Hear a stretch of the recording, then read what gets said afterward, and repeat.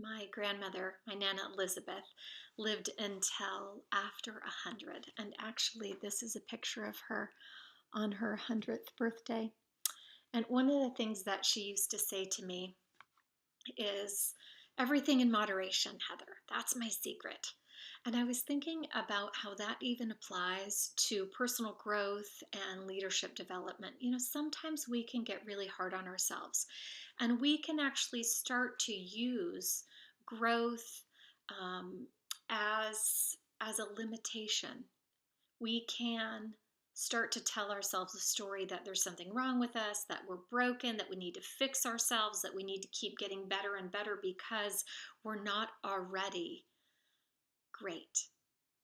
And so while there are aspects of us that would be considered maybe shadow sides of our personality, all we need to do is pivot those aspects over to the lighter side to really boost and buoy our success.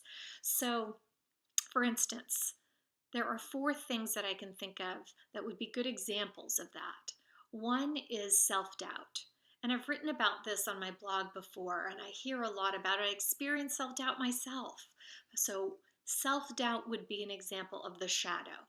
And self-doubt is a constant, in a sense, questioner.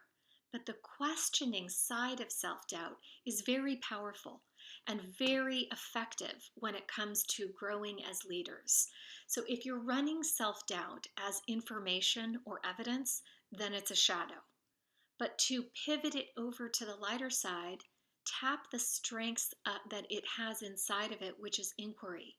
The one that questions in a way that's supportive and shifts you into higher levels of success. Another example, I was working with a group recently that was experiencing a lot of people on the team were complaining and really dragging the whole energy of the team down. So how do we shift complainer kind of patterns into something more productive?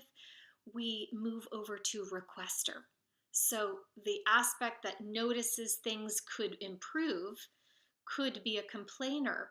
But as we grow in our leadership, as we grow mentally and emotionally more and more intelligent and start to look for ways we can do less efforting and more wisdom, we get to, oh, right, the gift of the complainer would be the requester. That's the one that propels us into greater action so that we can really improve things around here. Another example is the people-pleasing pattern. That inside of it has the gifts of compassion and empathy. At its healthiest levels, that's what the people-pleaser really is and offers to us. The inner critic, what's its gift? The inner coach, the relentlessness of the critic, and the inner conversation that's so negative. When it shifts over from the shadow to the lighter aspect, it becomes the coach, relentlessly encouraging, supportive, and helpful. So the invitation here is to consider what parts of your personality are you running the story need to be fixed, but really they're just on their shadow side and need to evolve and move into really displaying their full gifts and their potential for you in your development. And one other invitation, consider the same for people that you manage on your team. Which teammates may have some things that are holding them back, but really all they need is to see that within those patterns of their personality or their behavior or their choices lie some key gifts that can really turn things around and move things into the direction of success.